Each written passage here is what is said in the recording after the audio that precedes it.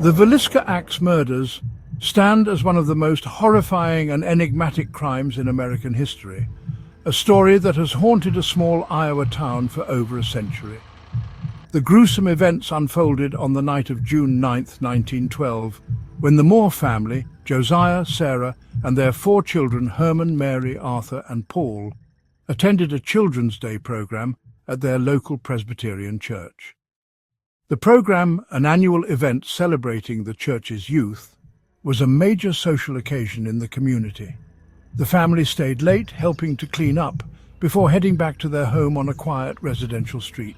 With them were 2 young friends, Lena and Ina Stillinger, who had been invited to spend the night.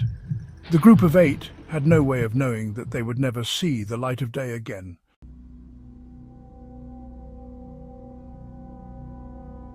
Sometime during the early morning hours of June 10th, an unknown assailant entered the Moore home. The murderer had no difficulty gaining access as the door was left unlocked, a common practice in the small, trusting community. Once inside, the killer retrieved Josiah's axe from the property and began a rampage of unparalleled brutality.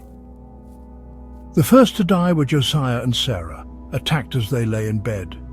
Investigators later determined that Josiah was the primary target of the killer's rage, as his face and head had been struck with such force that his skull was shattered and the axe left gouges in the ceiling above the bed. Sarah was killed next, her injuries suggesting she had little or no time to react before the fatal blows were delivered. The killer then moved to the children's rooms. One by one, Herman, Mary, Arthur, and Paul were struck down as they slept. Finally, the murderer entered the guest room, where Lena and Ina Stillinger were sleeping. While most of the victims appeared to have died without waking, evidence suggested that Lena may have been awake during the attack. Her body was found in a defensive position, with a deep wound on her arm, indicating she had tried to shield herself from the blows. There were also signs that she may have been dragged or moved post-mortem, adding another layer of horror to the crime. The scene left behind was one of unimaginable carnage. Blood soaked the walls, floors, and beds of the modest home. Yet, the killer's actions suggested an unnerving level of composure. After the murders, they methodically covered the mirrors and windows in the house with cloths, as if to avoid seeing their reflection or to obscure the view from outside. The axe was left in the house, and a plate of uneaten food and a bowl of bloody water were found in the kitchen, suggesting the murderer had paused to clean up before leaving. Despite these chilling clues, there was no clear indication of who the killer might have been or why they committed such a heinous act.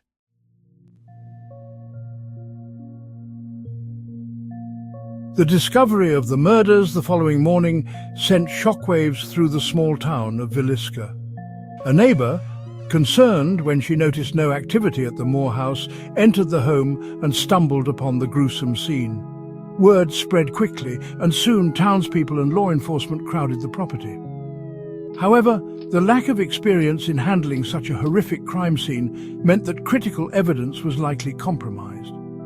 Despite the efforts of local authorities and private detectives, no concrete leads emerged. The case gained national attention, with newspapers across the country speculating about the identity and motives of the killer.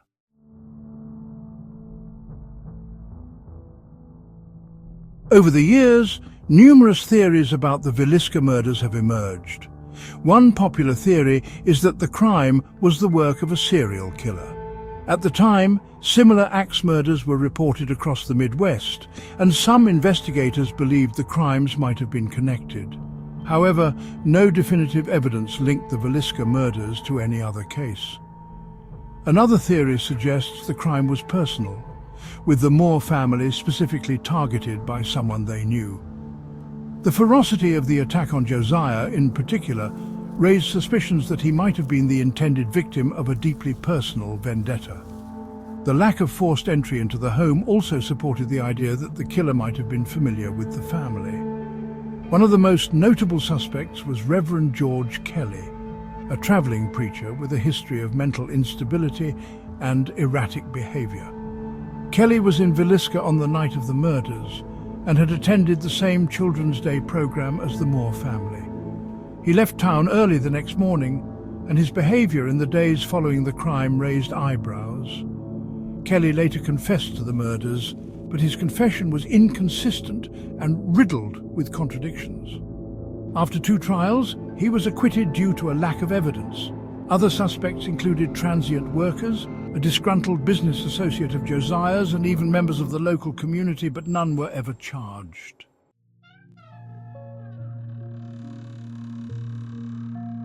The enduring mystery of the Villisca Axe Murders has left an indelible mark on the town. The Moore house, preserved much as it was in 1912, has become a macabre tourist attraction and a hotspot for paranormal investigators. Visitors and ghost hunters frequently report strange phenomena, including disembodied voices, unexplained footsteps, and eerie sensations. Some claim to have seen shadowy figures or felt a heavy, oppressive presence in the house, as though the events of that fateful night continue to echo through time. More than a century later, the Villisca Axe Murders remain unsolved, a chilling reminder of how a single night of horror can leave a lasting legacy of fear and speculation. The unanswered questions, who was the killer? Why did they target the Moores? Continue to fascinate historians, true crime enthusiasts, and paranormal investigators alike. The story serves as a grim testament to the fragility of safety and the enduring mystery of human darkness, a case that refuses to fade into the annals of history. Thanks for watching. Please subscribe for more true scary stories.